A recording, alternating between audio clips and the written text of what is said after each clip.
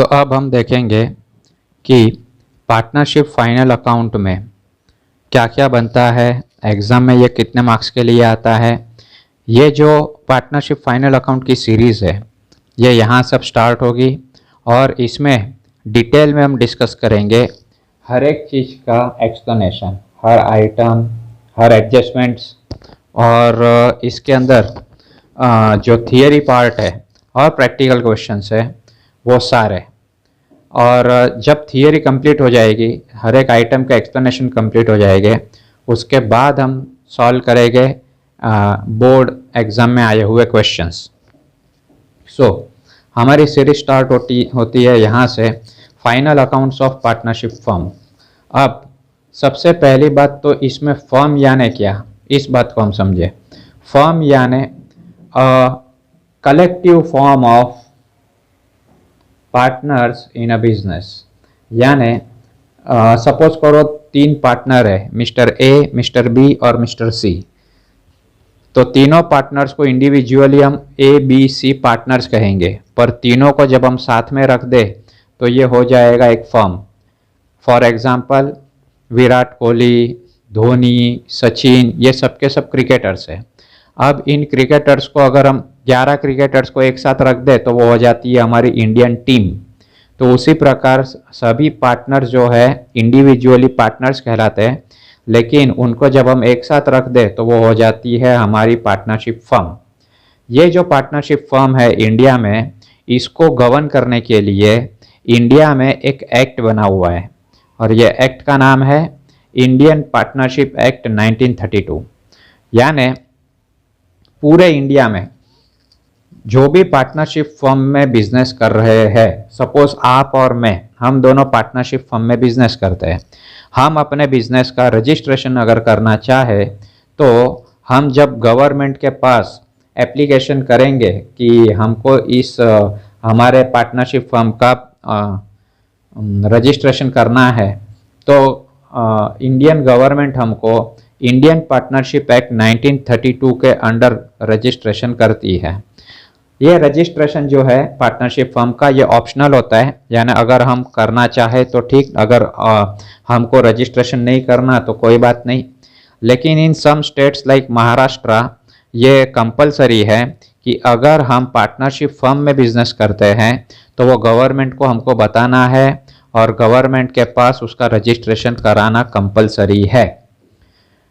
अच्छा, जब हम गवर्नमेंट के पास ये एक अप्रोच रखते हैं कि हमको हमारे बिजनेस का इस एक्ट के अंडर रजिस्ट्रेशन करना है, तो गवर्नमेंट का रजिस्ट्रेशन करने के लिए हम लोगों को जो सबसे पहली रिक्वायरमेंट है वो है हमारी पार्टनरशिप डीड होनी चाहिए। पार्टनरशिप डीड का मतलब होता है एक रिटर्न एग्रीमेंट सभी पार्टनर्स के बीच में। सपोज हम 2 पार्टनर्स हैं, आप और मैं, तो हम लोगों का नाम क्या है, हम लोगों ने कितने कैपिटल इंट्रोड्यूस किया है, आप क्या बिजनेस में रोल प्ले करोगे, मेरा काम क्या रहेगा, बिजनेस अगर बंद होता है तो हमारे बंद होने के टाइम पे टर्म्स क्या होंगे, ये सारी डिटेलिंग दी जाती है पार्टनरशिप डीड में।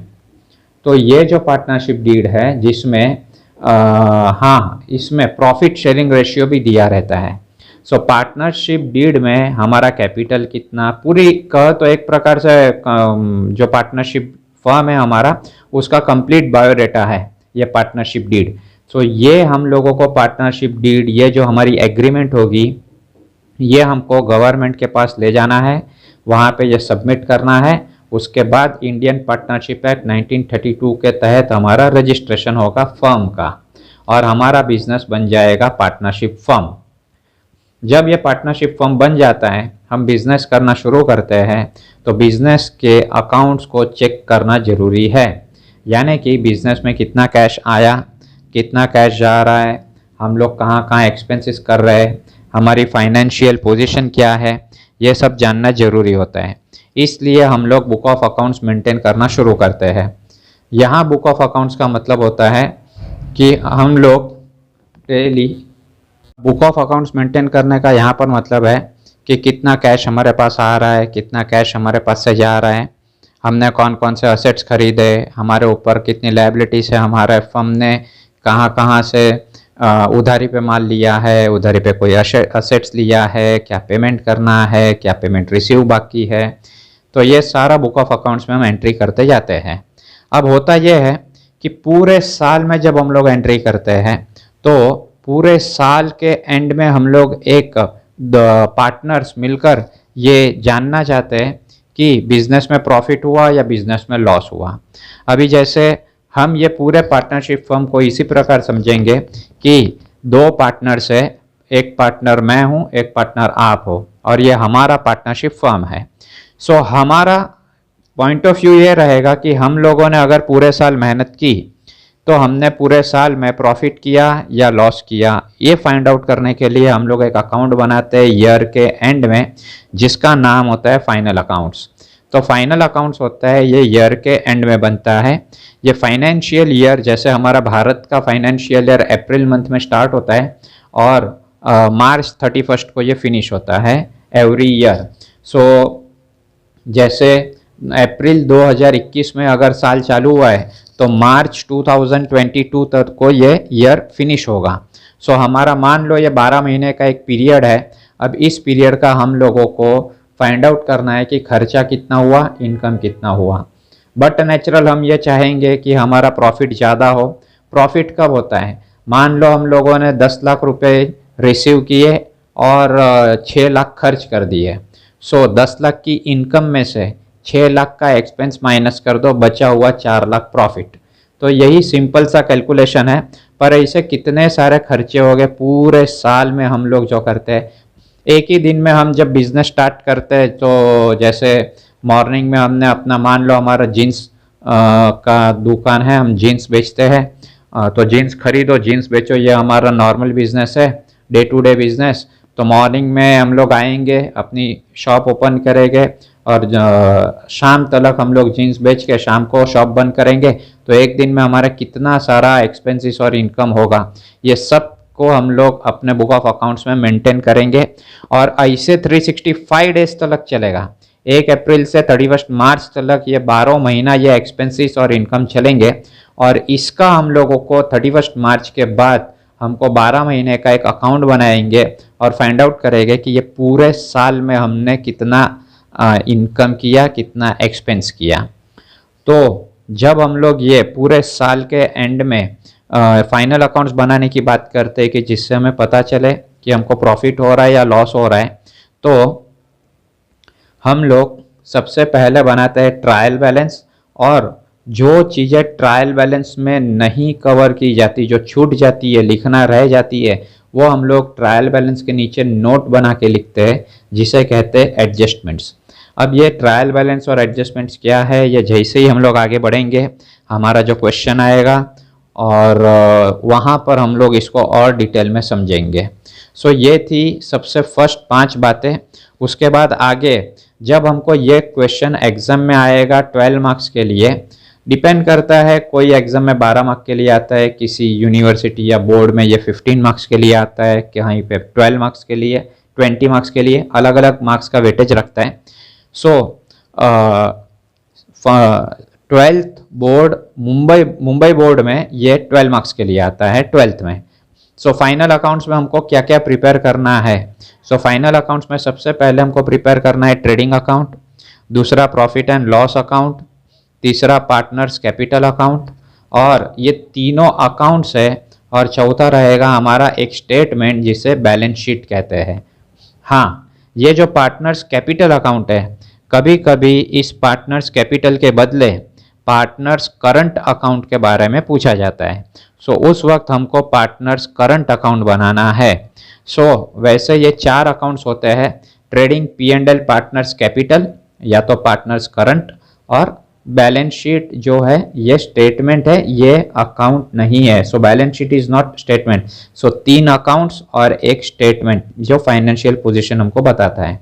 इस प्रकार का ये जो है अकाउंट्स और स्टेटमेंट का ग्रुप, इसे फाइनल अकाउंट कहा जाता है।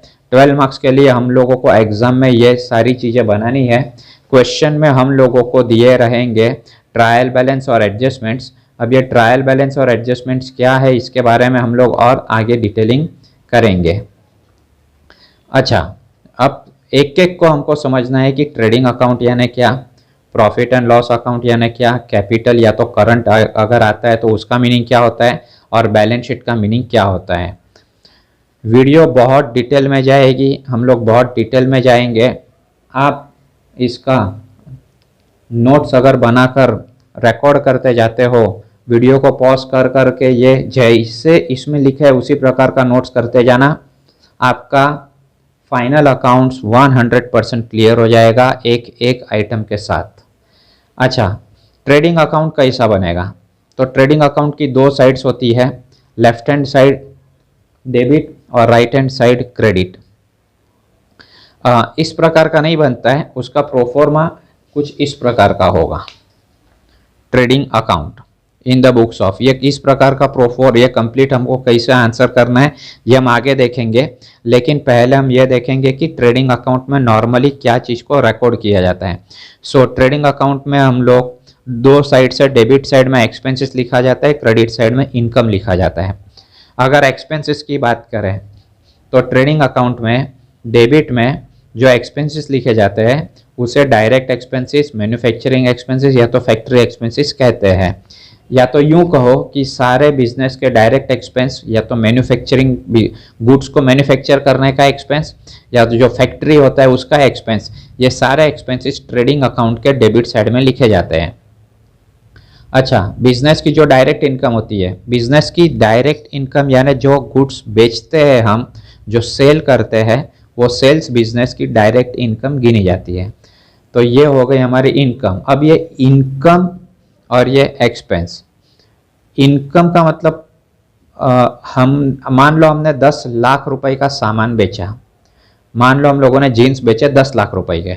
सो 10 लाख रुपए बेच के, 10 लाख रुपए के जीन्स बेच के जो 10 लाख रुपए हमारे पास आए, उस 10 लाख में से हमको ये खर्चे पे करने हैं।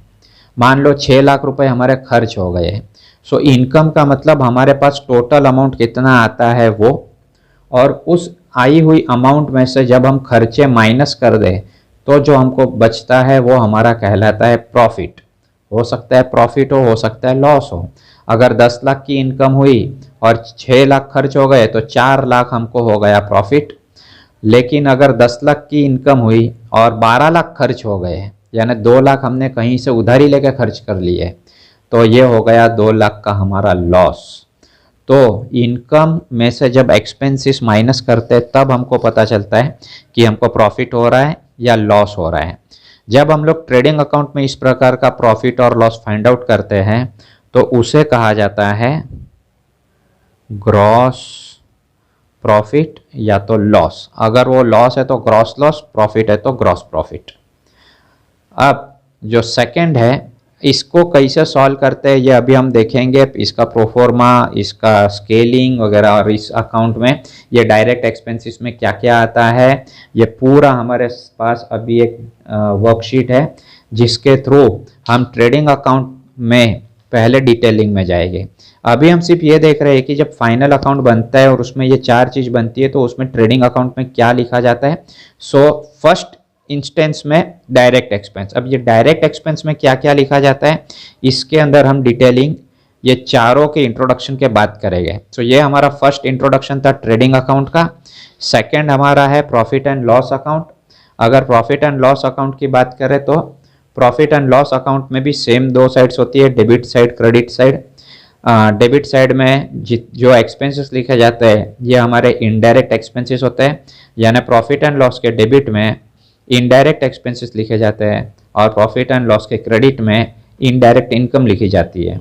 इनडायरेक्ट एक्सपेंसेस यानी क्या, इसमें कौन कौन से एक्सपेंसेस आते हैं, इनडायरेक्ट इनकम यानी क्या, उसका एग्जाम्पल क्या है, ये हम लोग अपने इसके अंदर जब डिटेलिंग में उतरेंगे तब देखेंगे। अच्छा, पार्टनर्स कैपिटल अकाउंट उसके बाद का, या तो करंट अकाउंट। सो हो सकता है पार्टनर्स कैपिटल अकाउंट आए या हो सकता है पार्टनर्स करंट अकाउंट आए। ये अकाउंट कुछ इस प्रकार बनेगा, जो एक रफ अकाउंट, एक रफ प्रोफॉर्मा है जिसको अच्छे से स्केलिंग करके हम लोग आगे देखेंगे कि क्रेडिट में और डेबिट में क्या क्या आइटम लिखी जाती है। अभी सिर्फ हम ये देखेंगे कि 2 साइड्स होती है, debit side and credit side. Particulars, partner का नाम, दोनों पार्टनर का नाम, सपोज आप ए हो, मैं बी, पर्टिकुलर्स आप ए और मैं बी।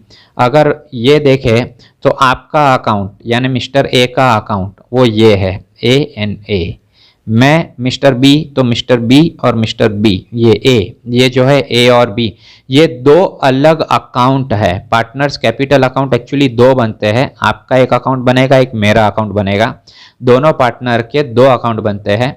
एग्जाम में टाइम बचाने के लिए हम दोनों पार्टनर्स के अकाउंट को एक ही अकाउंट में जोड़ देते हैं और यहाँ पर दो कॉलम के थ्रू बताते हैं दोनों अकाउंट। सो ये एक पार्टनर्स कैपिटल अकाउंट नहीं है, ये दो पार्टनर्स कैपिटल अकाउंट है। कभी कभी तीन पार्टनर्स होते हैं तो तीन कॉलम बनती है, दैट मीन्स हमने तीन कैपिटल अकाउंट को ज्वाइन किया, ये माना जाता है। अच्छा, इसके बाद में होती है बैलेंस शीट। बैलेंस शीट एक स्टेटमेंट है जो बिजनेस की फाइनेंशियल पोजीशन को बताती है। Balance sheet is not an account, it is a statement that shows financial position of a business. Financial position का मीनिंग क्या होता है?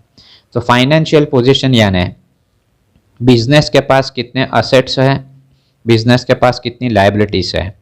असेट्स का मतलब होता है बिजनेस की प्रॉपर्टी और लायबिलिटी का मतलब होता है बिजनेस की रिस्पॉन्सिबिलिटी। फॉर एग्जाम्पल, हमारे पास अगर कार हो हमारी खुद की अपनी तो उसे हम असेट कह सकते हैं, और जैसे हमने बैंक से लोन लेके रखी है तो ये हमारी लायबिलिटी होती है। तो इस प्रकार बिजनेस की भी असेट्स और लायबिलिटीज होती है और इसी असेट्स और लायबिलिटीज को हम फाइनेंशियल पोजीशन कहते हैं। याद रहे, बैलेंस शीट की दो साइड्स होती है लेकिन बैलेंस शीट के तीन पार्ट्स होते हैं। दो साइड से बैलेंस शीट की असेट साइड और liability side. Left hand side of the balance sheet is liability and right hand side of the balance sheet is asset. तो दो साइड्स हुई, लेकिन ये दो साइड्स में यानी पूरे बैलेंस शीट में तीन पार्ट्स है, तो बैलेंस शीट को हमेशा तीन पार्ट्स में डिवाइड किया जाता है। सबसे पहला जो पार्ट है ये है हमारा खुद का कैपिटल। मान लो आपने 1 लाख रुपीस इंट्रोड्यूस किया, मैंने भी 1 लाख रुपीस इंट्रोड्यूस किया। सो हमारे बिजनेस में हम दोनों ने मिलकर 2 लाख रुपए लगाए, ये हमारा हो गया ओन्ड कैपिटल। ये 2 लाख प्लस हमने बैंक से लोन ली 2 लाख रुपए की, सपोज करो, तो ये हमारा बोरोड कैपिटल हो जाता है। तो 2 लाख हमारा, 2 लाख बैंक से लोन ली, 2 और 2 4 लाख। ये 4 लाख रुपए से हम लोगों ने मशीन्स खरीदे, फर्नीचर खरीदे, बिल्डिंग खरीदी, वो सारा यहाँ पे असेट्स में टोटल दिखेगा। बिल्डिंग, मशीन, फर्नीचर, ये सब हमारे जो है बिजनेस की प्रॉपर्टी है। जो प्रॉपर्टी में थोड़ा पैसा खुद का है, थोड़ा पैसा उधारी का है। तो इस प्रकार बैलेंस शीट के दो पार्ट्स दो साइड्स होते हैं और ये तीन पार्ट्स होते हैं। तो ये थी हमारी बैलेंस शीट की जानकारी। अब हम लोग उतरे हमारे जो ट्रेडिंग अकाउंट है। ये ट्रेडिंग अकाउंट जब हम बनाएंगे तो वो होता कैसा है, उसका स्केलिंग कैसे करते हैं। सो ये एक एग्जांपल है in the books of Raja and Rani. जैसे मान लो दो पार्टनर्स है राजा और रानी। सो हमको इसका जब आंसर बनाएंगे तो आंसर कुछ इस प्रकार बनाना है, जैसे ये आपकी सप्लीमेंट हो गई एग्जाम में। जब एग्जाम में ये सप्लीमेंट आएगी तो आपको सबसे पहले स्केलिंग को समझना है। स्केलिंग, जब हम स्केलिंग की बात करें तो हमको सबसे पहले एक फ्रेम बना देनी है जो राइट साइड से भी मार्जिन लिए, देखो कितनी कम अमाउंट लेकर, कितनी कम स्पेस लेकर हमने यहाँ पे मार्जिन ली है। सो ये मार्जिन एंड तक है और फिर नीचे से भी कवर किया गया इसको। सो नीचे से भी ऐसा कवर करके ये कंप्लीट एक फ्रेम तैयार हो गई। अब हमको जो भी करना है वो इस फ्रेम के अंदर करना है। अब ये फ्रेम के अंदर हम लोग ये ऊपर से 3 लाइन ड्रॉप कर देनी है। 3 लाइन अपनी किस किस चीज़ की रहेगी? सबसे पहली लाइन रहेगी हमारी इन the books of the firm, यानी कि जो राजा और रानी है दोनों पार्टनर्स है, पार्टनर्स को हम लोग कलेक्टिवली फर्म कहते हैं। So in the books of the firm भी लिख सकते हैं, या तो आप पार्टनर्स का नाम लिख सकते हैं इन the books of like Raja and Rani. Next line में लिखेंगे ट्रेडिंग अकाउंट। याद रहे अकाउंट शॉर्ट फॉर्म में नहीं अलाउड है, हमको फुल फॉर्म लिखना है। और उसके नीचे के लाइन में फॉर द ईयर एंडेड, जो भी हमको एग्जाम में डेट दी रहेगी वो डेट हम लोग यहाँ पर लिखेंगे। Left hand side debit, right hand side credit, particulars लिखेंगे। अमाउंट रुपीस, अमाउंट रुपीस, यहाँ पर अमाउंट की 2 कॉलम बनी है ट्रेडिंग के डेबिट में, और ये ट्रेडिंग का क्रेडिट साइड है जहाँ पे भी 2 कॉलम बनी हुई है। सो अमाउंट्स को भी फुल फॉर्म में लिखा है, नीचे रुपीस का साइन दिया है, because we are in India and in India rupees is the currency. आगे चल के ऐसे भी फाइनल अकाउंट आएंगे जिसमें हमारी एक ब्रांच होगी, जैसे मान लो यूएसए में, लंदन में, तो हमको यहाँ पर रुपीस के बदले पाउंड, डॉलर की साइन रखनी पड़ती है। इसलिए यहाँ पर रुपीस लिखना जरूरी है कि ये हमारा इंडिया का ही ब्रांच है या तो हेड ऑफिस है। सो यहाँ पर डेबिट क्रेडिट 2 साइड से, particular amount rupees, particular amount rupees and amount rupees. अच्छा, जो भी डेबिट साइड है, ये डेबिट साइड 2 वर्ड से स्टार्ट होती है, क्रेडिट साइड बाय वर्ड से स्टार्ट होती है। नॉर्मली ये 4 आइटम हर क्वेश्चन में आती है, opening stock, closing stock, purchases और सेल्स। अब और उसके बाद में जितने भी एक्सपेंसेस हो गए, ये सारे डेबिट में एक्सपेंसेस लिखे गए हैं इस प्रकार से। अच्छा, ये जो एक्सपेंसेस जब हम लिखे हैं तो ये एक्सपेंसेस यानी कि ट्रेडिंग अकाउंट में क्या क्या आता है, परचेज यानी क्या, सेल्स यानी क्या, ओपनिंग स्टॉक यानी क्या, क्लोजिंग स्टॉक यानी क्या, इसकी हम लोग अभी डिटेलिंग करेंगे। यहाँ पर एक एग्जांपल लेते हैं। जैसे मान लो ये हमारे बिजनेस का एक कंप्लीट 1 ईयर है। इस साल की अगर हम बात करें, सो यहाँ पर हमारा साल स्टार्ट होता है अप्रैल 2021 से, और ये साल अप्रैल से मई, जून, जुलाई, अगस्त, सितंबर, अक्टूबर, नवंबर, दिसंबर, जैन, फेब एंड मार्च 2022 में ये साल खलास होता है। ये 12 महीने का एक पीरियड है। हम हर महीने जो भी ट्रांजैक्शंस करेंगे वो उस महीने की बुक ऑफ अकाउंट्स में मेंटेन करेंगे, फिर दूसरे महीने की बुक, तीसरे महीने की बुक, इस प्रकार से हमारी बुक ऑफ अकाउंट्स में एंट्रीज होते जाएगी ईच एंड एवरी मंथ। और ईयर के एंड में 31 मार्च को पूरे साल की बुक ऑफ अकाउंट्स को हम लोग सामने रख के वो सारे बुक ऑफ अकाउंट्स को हम लोग को क्लोज करना है, और उनके बैलेंसेस को एक तरफ लेकर यहाँ पर 31 मार्च को हमको फाइनल अकाउंट बनाना है। सो फाइनल अकाउंट्स पूरे साल में सिर्फ एक बार बनता है, और वो भी ईयर के एंड में बनता है यहाँ पर, जब हम लोग 31 मार्च को ये अकाउंट बनाते हैं वो। अच्छा, इसके अंदर हम लोगों ने देखा जब ट्रेडिंग अकाउंट बनाते हैं तो ट्रेडिंग अकाउंट में हम लोग स्टॉक की बात की, ओपनिंग स्टॉक और क्लोजिंग स्टॉक। सो ट्रेडिंग अकाउंट में ओपनिंग स्टॉक का मतलब क्या और क्लोजिंग स्टॉक का मतलब क्या। हमारे पास 1 अप्रैल 2021 को मान लो हमारे पास 500 जीन्स हमारी दुकान में पड़े थे। अब ये 500 जीन्स हम लोगों को बेचने हैं। अब 1 अप्रैल है आज, हम कोई भी दिन जब दुकान में जाते हैं तो दुकान में तो पूरा माल भरा पड़ा हुआ रहता है। सो 1 अप्रैल के पहले हमारा बिजनेस तो पहले से चल रहा है, सो पहले से खरीदा हुआ माल दुकान में भरा पड़ा है, और 1 अप्रैल को जो हमारे पास स्टॉक था, वो जो स्टॉक रहता है उस स्टॉक को हम लोग ओपनिंग स्टॉक कहते हैं। ओपनिंग स्टॉक यानी हमारे बिजनेस के फर्स्ट डे पे, जो ईयर के फर्स्ट डे पे हमारे बिजनेस में जो स्टॉक था वो ओपनिंग स्टॉक। उसके बाद ये स्टॉक बेचेंगे, नया स्टॉक फिर खरीदेंगे, फिर बेचेंगे, यही तो हमारा बिजनेस है, और ये बिजनेस चलते रहेगा 12 मंथ्स। और एट द ईयर एंड हमारे पास जो माल बच गया, जो बिका नहीं, कोई बात नहीं, वो नेक्स्ट ईयर बेच देंगे। सो ये जो हमारा माल बच गया, जो स्टॉक बच गया, वो स्टॉक हमारा ईयर के एंड में जब ईयर क्लोज हुआ वहाँ पर था, इसलिए उसको क्लोजिंग स्टॉक कहेंगे। अब यही जो बचा हुआ स्टॉक है ये अगले साल पहले हमको बेचना है, इसके लिए इसी क्लोजिंग स्टॉक को हम लोग नेक्स्ट ईयर का ओपनिंग स्टॉक कहते हैं। यानी यही क्लोजिंग इस साल का नेक्स्ट ईयर का ओपनिंग स्टॉक बनता है। अच्छा, जब ये स्टॉक की बात करते हैं तो ये स्टॉक ऑफ गुड्स हम लोग यहाँ पर बेचते हैं, फिर खरीदी करते हैं, फिर बेचेंगे, फिर खरीदी करेंगे, ऐसा करते हैं पूरे साल। सो हम लोग अगर जीन्स के व्यापारी है और हम अगर जीन्स खरीदी करते हैं तो कभी कभी ऐसा होता है कि कोई स्टॉक ख़राब क्वालिटी का आ जाता है। जैसे कोई जीन्स का चेन ख़राब क्वालिटी का था, कोई जीन्स प्रॉपर नहीं थे, अच्छे क्वालिटी के नहीं थे, तो हम उसको रिटर्न कर देते हैं कि ये अच्छे जीन्स नहीं है, ये जीन्स में कुछ फॉल्ट है, तो ये जितने पीसीस है वापस ले लो।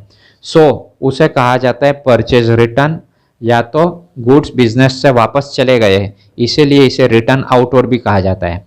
उसी प्रकार अगर हमने गुड्स अपने कस्टमर को बेच दिए, कस्टमर कोई गुड्स वापस आके दे देता है, वो कंप्लेंट करता है कि आपका गुड्स बरोबर नहीं है, सो उस वक्त हम लोग वो बेचे हुए गुड्स को वापस ले लेते हैं, इसे सेल्स करके आया हुआ रिटर्न यानी सेल्स रिटर्न कहते हैं, और ये हमारे बिजनेस में वापस आया, इसके लिए इसे रिटर्न इनवर्ड भी कहते हैं।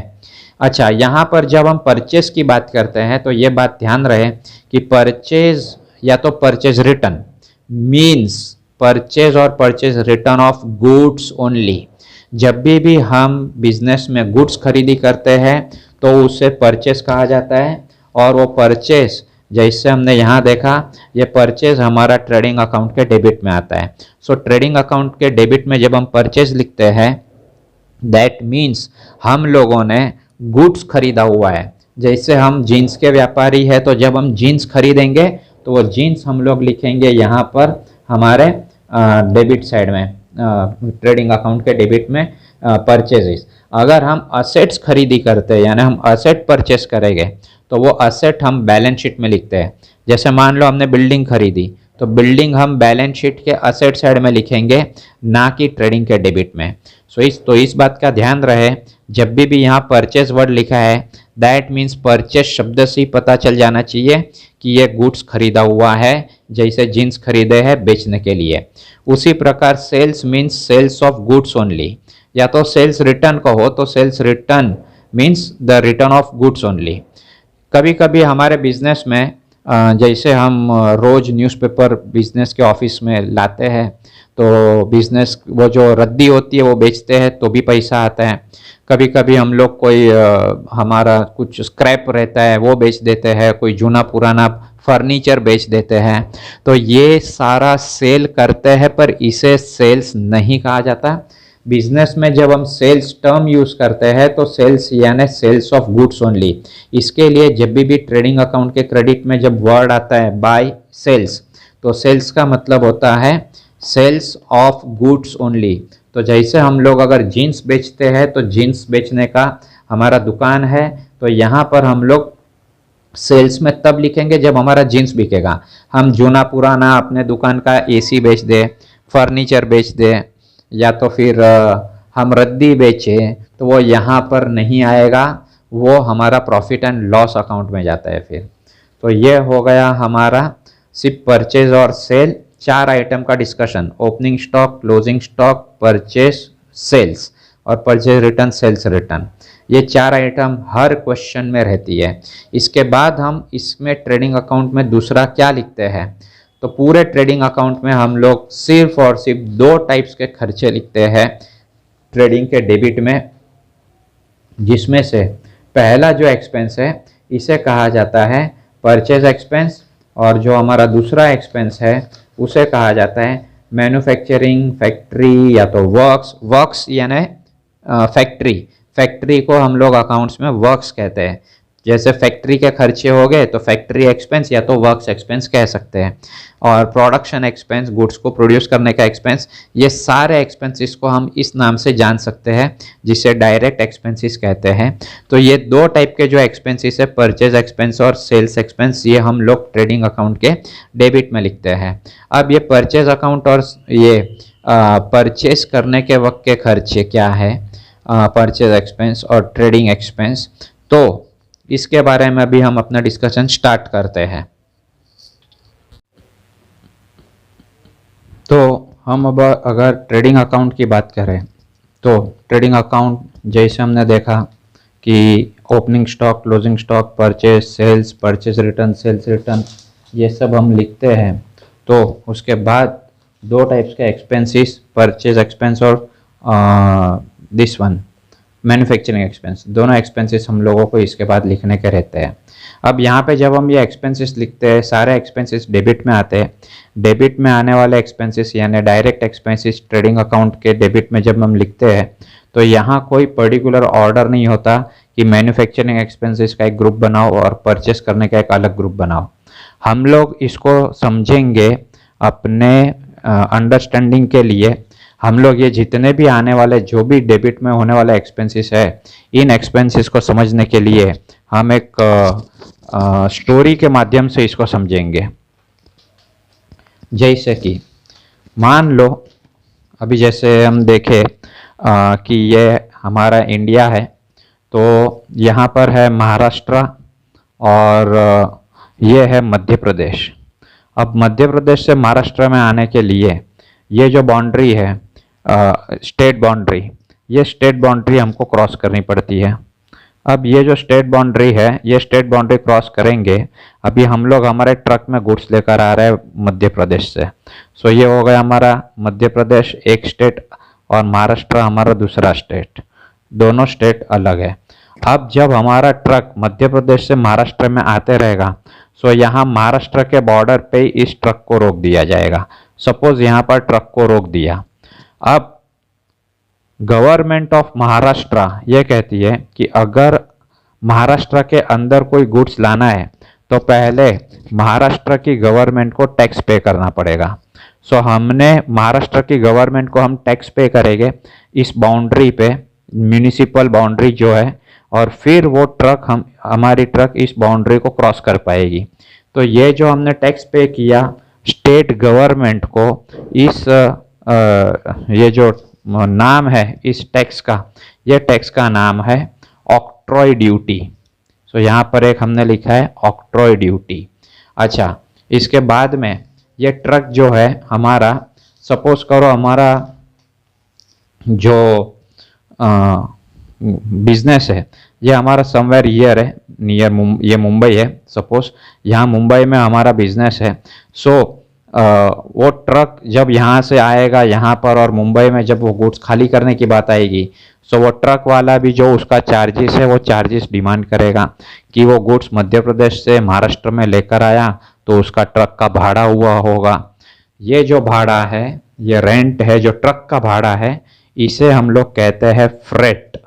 सो यहाँ पर दो टर्म्स हमको देखने मिलती है, एक फ्रेट और एक ऑक्ट्रॉय ड्यूटी। अगर हम ट्रक से लाए तो ट्रक फ्रेट, अगर हम रेलवे से गुड्स लाते हैं तो रेलवे फ्रेट। तो फ्रेट यानी गुड्स को लेकर आने का जो गाड़ी का भाड़ा होता है। ऑक्ट्रॉय यानी स्टेट टैक्स, जब हमारे म्यूनिसिपल बाउंड्री के ऊपर जो हम लोग टैक्स पे करते हैं जिस स्टेट में वो गुड्स आता है वो। अच्छा, अब यही जो इंडिया है, ये पूरा कोस्टल लाइन, ये कोस्टल लाइन सपोज हमने यहाँ पर इस प्रकार से कुछ बनाया कि ये इंडिया का कोस्टल लाइन है। हमको गुड्स सपोज करो कि फॉरेन से मंगवाने हैं, जैसे हम लोग इंडिया के बाहर से गुड्स मंगवाएंगे तो हम लोगों को कुछ चार्जेस पे करने पड़ेंगे। ये सारे एक्सपेंसेस जो है वो गुड्स को परचेस करने के टाइम पे हो रहे हैं। सपोज करो हम लोग गुड्स लेकर आए श्रीलंका से। Now this is Sri Lanka, this is India. अब श्रीलंका से जब गुड्स आएंगे इंडिया में, सो जब ये इंडिया, सपोज करो यहाँ से गुड्स आ गए हमारे श्रीलंका से इंडिया में, तो यहाँ बाउंड्री पर ही उसको रोक दिया जाएगा, नेशनल बाउंड्री के ऊपर। ये नेशनल बाउंड्री है हमारे कंट्री की।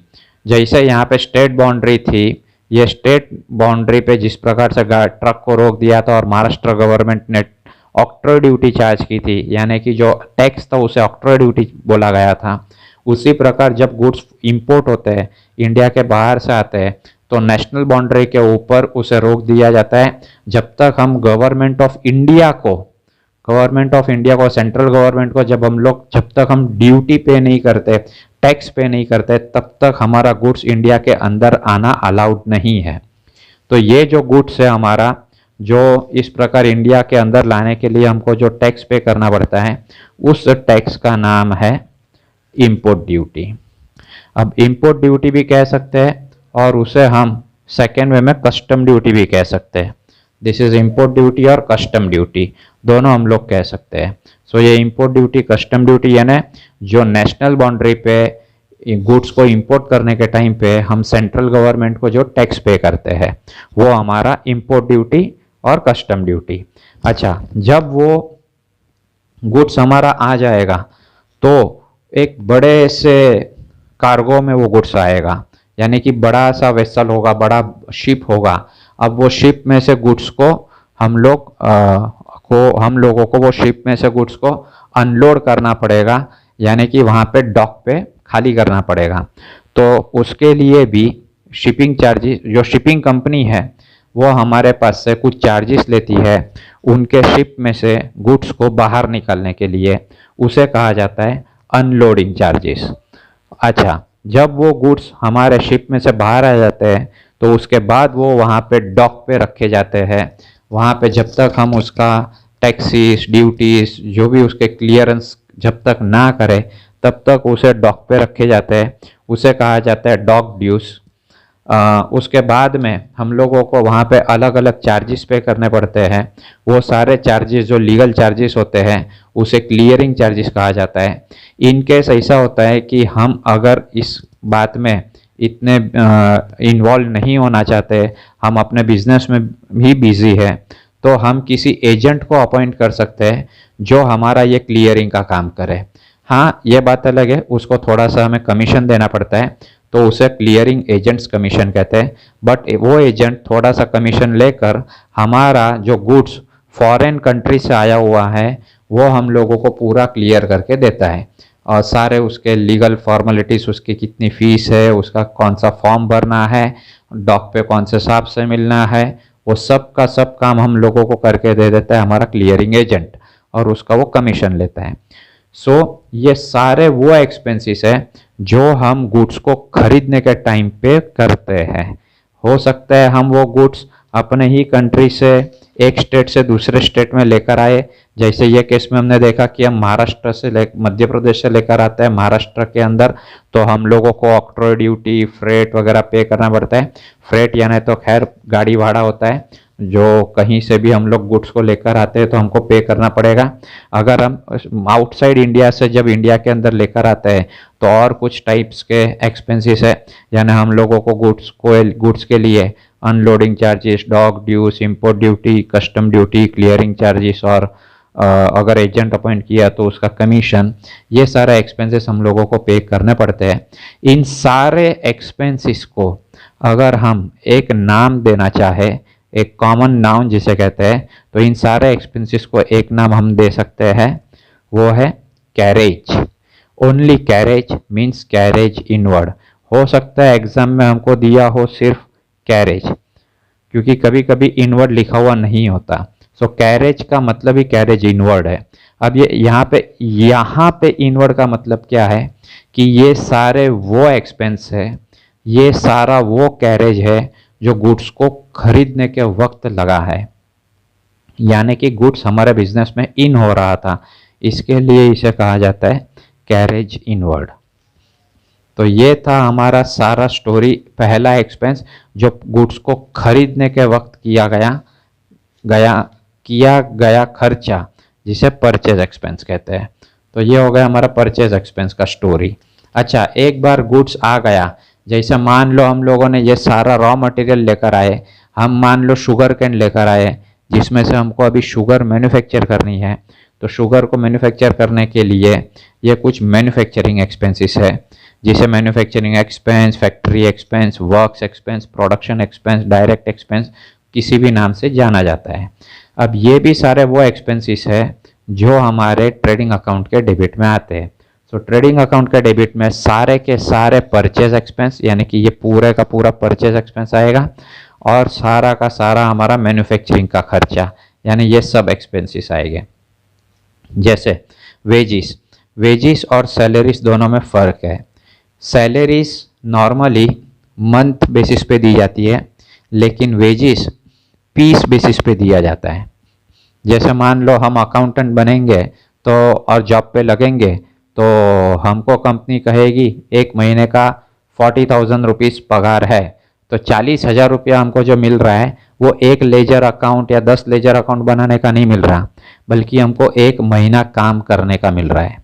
अच्छा, उसी प्रकार अगर कोई वर्कर है, मान लो वो वर्कर जब जॉब पे लगता है और वो वर्कर इस प्रकार की मान लो बॉल पेन बनाता है, तो कंपनी उसे कहेगी एक बॉल पेन बनाओगे तो 5 रुपया मिलेगा, 10 रुपया मिलेगा, तो एक एक यूनिट पे वर्कर कमाता है।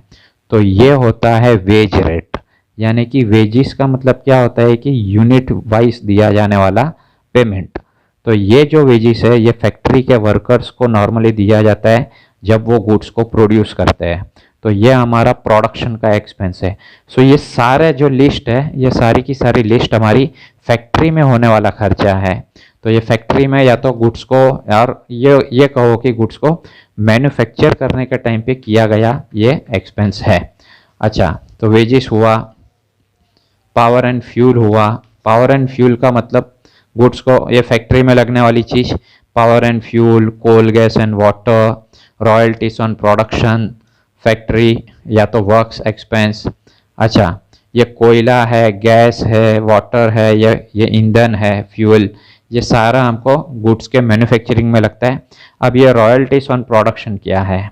सो रॉयल्टीज ऑन प्रोडक्शन, जब हम किसी कंपनी का नाम यूज़ करते हैं, किसी कंपनी का हम लोगो यूज़ करते हैं, तो उसके ऊपर लगने वाला हमारा उसका पेमेंट। जैसे मान लो हम अगर किसी की रूम भाड़े पे लेते हैं तो हम उसको रेंट पे करते हैं क्योंकि हमने उसकी रूम यूज़ की।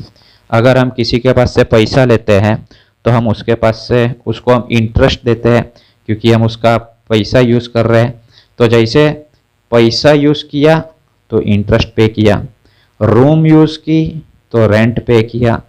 उसी प्रकार अगर हम किसी का नाम यूज़ करें, जैसे हम डोमिनोज का नाम यूज़ करके पिज़्ज़ा बनाए और पिज़्ज़ा बेचे, हम मैकडी का नाम यूज़ करके बर्गर बेचे, तो ये हम किसी का नाम यूज़ करके कमाते हैं। तो उस नाम को, उस ट्रेडमार्क को या तो उसके गुडविल को यूज़ करने का जो पेमेंट होता है वो पेमेंट को रॉयल्टी बोला जाता है। तो इस टर्म्स में हमको कंपैरिजन से याद रखना है कि अगर रूम यूज़ किया तो भाड़ा यानी कि रेंट पे किया, अगर पैसा यूज़ किया तो ब्याज पे किया, और किसी का नाम यूज़ किया या लोगो यूज़ किया, गुडविल यूज़ किया, तो जो पेमेंट करना पड़ता है उस पेमेंट को रॉयल्टी बोला जाता है। तो ये हो गया रॉयल्टी, हमारा प्रोडक्शन का खर्चा। क्योंकि प्रोडक्शन तब होगा, जैसे पिज़्ज़ा का अगर हम एग्जांपल देखें तो पिज़्ज़ा का हो या बर्गर का हो, ये सारा पेमेंट तब होगा, ये सारा का सारा प्रोडक्शन तब होगा जब हम उनको उनके गुडविल का पैसा देंगे। हम उनका नाम यूज़ करके अपने पिज़्ज़ा और बर्गर बेचते हैं, तो वो प्रोडक्शन तब तक चलेगा जब तक हम उनको उनके उस गुडविल का पेमेंट करें। इसके लिए ये प्रोडक्शन का एक्सपेंस है, रॉयल्टी ऑन प्रोडक्शन। फैक्ट्री कहो या तो वर्क्स कहो, दोनों एक ही बात है, फैक्ट्री के खर्चे। अच्छा, फैक्ट्री का जो मैनेजर होता है वो मैनेजर को वर्क्स मैनेजर कहा जाता है, और ये वर्क्स मैनेजर की जो सैलरी होती है, वैसे सैलरी P&L डेबिट में आती है, लेकिन यहाँ पर ये सैलरी फैक्ट्री के मैनेजर की है, और फैक्ट्री के सारे खर्चे हमारे ट्रेडिंग अकाउंट में आते हैं, इसके लिए ये ट्रेडिंग अकाउंट के ग्रुप में है। फैक्ट्री के नाम से कोई भी एक्सपेंस हो, जैसे फैक्ट्री इंश्योरेंस, फैक्ट्री रेंट, तो ये जो फैक्ट्री का है वो हमारा फैक्ट्री का एक्सपेंस है जो ट्रेडिंग अकाउंट में ये सब आता है। अगर सिर्फ इंश्योरेंस या तो ओनली रेंट ऐसा दिया है, दैट मीन्स वो ऑफिस का माना जाता है। जब भी क्वेश्चन में इंश्योरेंस, रेंट ये सब के साथ फैक्ट्री वर्ड यूज हुआ हो तो ही ये फैक्ट्री का गिना जाता है, और ये ट्रेडिंग में तो आ सकता है।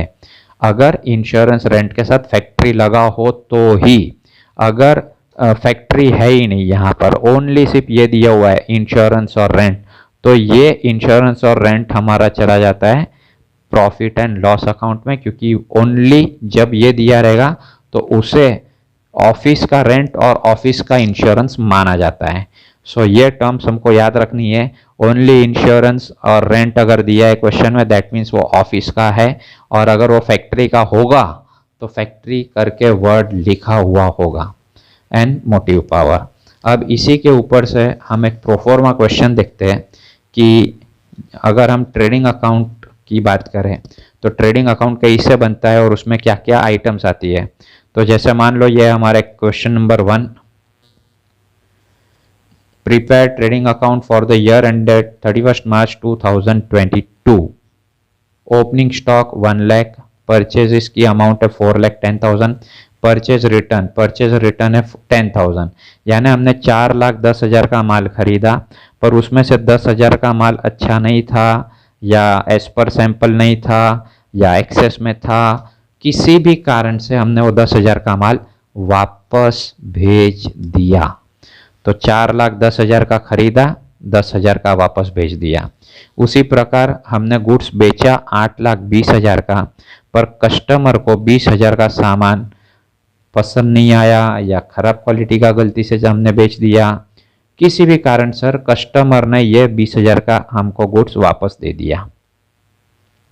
तो हमने बेचा 8,20,000 का, पर 20,000 का सामान हमारा रिटर्न हो गया, हमको वापस आ गया। तो ये हो गया। अच्छा, और उसके अलावा ये सारे खर्चे हुए, जैसे वेजिस हुआ, वर्क्स एक्सपेंस हुआ, coal gas water, import duty, power and fuel, freight. यहाँ देखो तो परचेस करने वाले खर्चे और मैन्युफैक्चरिंग के खर्चे सब मिक्स हो गए हैं। क्वेश्चन में हमको इस प्रकार से सब मिक्स आते हैं। अब ये सब एक एग्जाम्पल हमको सिर्फ समझना है, इस कॉन्सेप्ट को समझना है, कैसे पोस्टिंग होती है, ट्रेडिंग अकाउंट में क्या क्या लिखते हैं, सिर्फ वो समझना है। तो यहाँ पे एक एग्जाम्पल के लिए अमाउंट ली गई है 1,000। सारे के सारे हमारे जो एक्सपेंस है ये सारे हमारे हुए 1,000 रुपीज़। एट द एंड हमको दिया हुआ है क्लोजिंग स्टॉक है 1 लाख रुपीज़। सो ये है हमारा क्वेश्चन कि तो अब इसके हम लोगों ने आंसर बनाया है। आंसर किस प्रकार से बनाना है, तो आंसर हमारा बनेगा इस प्रकार। हम लोग सबसे ऊपर लिखेंगे in the books of the firm, या तो पार्टनर्स का नाम लिखेंगे। In the books of the Raja, Rani, Shyam, Sita, Gita, जो भी कुछ नाम दिया रहेगा पार्टनर्स का वो। Trading account for the year end date 31 March, जो भी ईयर रहेगा। Debit credit, particular amount rupees, particulars amount rupees. Amounts की 2 कॉलम बनाने की है दोनों तरफ। अच्छा, अभी यहाँ पर हमारा रहेगा सबसे पहले अकाउंट में ओपनिंग स्टॉक, जो क्वेश्चन में दिया है वो। अब हम लोग क्वेश्चन को साथ में लेके चलते हैं। ओपनिंग स्टॉक हमको दिया हुआ है यहाँ पर 1 लाख रुपीज़। सो हम लोगों ने यहाँ पर ओपनिंग स्टॉक लिख दिया 1 लाख रुपीज़। अब ये ओपनिंग स्टॉक को हमने आउटर कॉलम में लिखा, क्योंकि सारे के सारे एक्चुअली आउटर कॉलम में ही आते हैं। जहाँ प्लस माइनस करना है और फिर उसका नेट अमाउंट बाहर लिखना है। यानी कि जैसे ये हमने परचेस किया था 4,10,000 का, क्वेश्चन में दिया है जैसे, पर 10,000 का सामान रिटर्न कर दिया, तो इसके लिए 4,10,000 में से 10,000 माइनस करो तो हमारा नेट परचेज हुआ 4 लाख का। तो जब ऐसे एडजस्टमेंट करने हो तो अमाउंट इनर कॉलम में लिखने की, बाकी अमाउंट ऑलवेज आउटर कॉलम में ही लिखनी है। अच्छा, इसके बाद में पूरा लिस्ट हमारा यहाँ से शुरू होता है। जैसे कि यहाँ से हमारा वेजिस, वर्क्स एक्सपेंस, जो भी है ये पूरे का पूरा देखो, wages, works expense, coal gas and water, import duty, power and fuel, freight, this is what, clearing charges, custom duty, carriage, royalties, ये पूरी लिस्ट यहाँ पर आ गई ट्रेडिंग अकाउंट के डेबिट में। वेजिस है, coal gas and water, import duty, power and fuel, clearing charges, custom duty, carriage, royalties, सारा का सारा वैसे के वैसे जो क्वेश्चन में है, सारे के सारे अमाउंट के साथ आउटर कॉलम में। हमेशा अमाउंट आउटर कॉलम में आती है। और उसके बाद में एक आइटम यहाँ पर क्रेडिट में क्या आया इसके, तो क्रेडिट में देखो तो सिर्फ 2 बातें आई है, एक है सेल्स और दूसरी है क्लोजिंग स्टॉक की। सेल्स हम लोगों को दिया हुआ है क्वेश्चन में 8,20,000 पर 20,000 का गुड्स रिटर्न हुआ। इसके लिए हम लोगों ने दिखाया 8,20,000 का गुड्स है, जबकि 20,000 का गुड्स खराब क्वालिटी का था तो रिटर्न हुआ, और 28 लाख का नेट सेल्स हुआ। क्लोजिंग स्टॉक दिया है 1 लाख। सो ये हमारा क्लोजिंग स्टॉक जो क्वेश्चन में दिया था वो 1 लाख यहाँ पे। सो ये हो गई हमारी पूरी पोस्टिंग कि किस प्रकार हम लोगों ने डेबिट क्रेडिट अमाउंट लिखी। सारी कॉलम आउटर कॉलम में है, सिर्फ जो परचेस प्लस माइनस कुछ था एडजस्टमेंट वो इनर कॉलम में थी। अब हम लोग इसकी करेंगे टोटलिंग करेंगे तो यहाँ पर है 8 + 1 9, ये है 9 लैक्स, जबकि ये कितना है 4 लाख + 1 लाख 5 लैक्स, ये हो गया 5 लैक्स। और आगे ये पूरा टोटल 1000 कितने हैं, सो दिस इज 1 2 3 4 5 6 7 8 9 10, ये 10,000 और ये 5,000, यानी डेबिट 5 लैक्स। सो डेबिट में है 5 लैक्स 10,000, जबकि क्रेडिट में है 9 लैक्स, यानी क्रेडिट साइड बड़ी है तो हम लोग टोटल में लिखे 9 लैक्स दोनों तरफ, और जो साइड छोटी है वहाँ पे ये छोटा साइड पूरा माइनस करके जो बैलेंस आया वो बैलेंस हमने लिख दिया यहाँ पर 3 लैक्स 90,000 का। ये जो है इसे कहा जाता है ग्रॉस प्रॉफिट। प्रॉफिट का मतलब क्या, बिजनेस का ये इनकम गिना जाता है क्रेडिट साइड, और डेबिट साइड एक्सपेंस गिना जाता है। सो 9 लाख हमारा इनकम हुआ, जबकि ये 9 लाख में से हमारा 5,10,000 रुपया हमारा खर्च हो गया। सो 5,10,000 अगर माइनस कर दो तो बचा, यानी 1 साल की इनकम को उसी साल के एक्सपेंस के साथ हम लोग जब मैच करते हैं तो उसे मैचिंग कॉस्ट कॉन्सेप्ट कहा जाता है। और ये अकाउंट्स का, फाइनल अकाउंट्स का रूल है कि 1 साल की इनकम को उसी साल के एक्सपेंस के साथ मैच करो और फिर उसका बैलेंस निकालो। जो बैलेंस रहेगा वो हमारा या तो प्रॉफिट या तो लॉस रहेगा। यहाँ हमारी इनकम ज़्यादा है, खर्चे कम है, इसके लिए ये हमारा हो गया प्रॉफिट। तो प्रॉफिट का मतलब होता है इनकम में से एक्सपेंसेस को माइनस करो, बचा हुआ अमाउंट प्रॉफिट। अब इस प्रॉफिट को नीचे लिखना है transfer to profit and loss account करके। तो ये हो गया हमारा ट्रेडिंग अकाउंट का कॉन्सेप्ट कंप्लीट। अब इसके बाद का जो दूसरा अकाउंट है वो है हमारा profit and loss account. So profit and loss account के बारे में और आगे पार्टनर्स कैपिटल अकाउंट और उसके बाद में बैलेंस शीट, ये तीनों के बारे में हम अभी डिस्कस करेंगे हमारे नेक्स्ट लेक्चर में। और उसके बाद वाले लेक्चर से हमारे क्वेश्चन स्टार्ट हो गए। Thank you.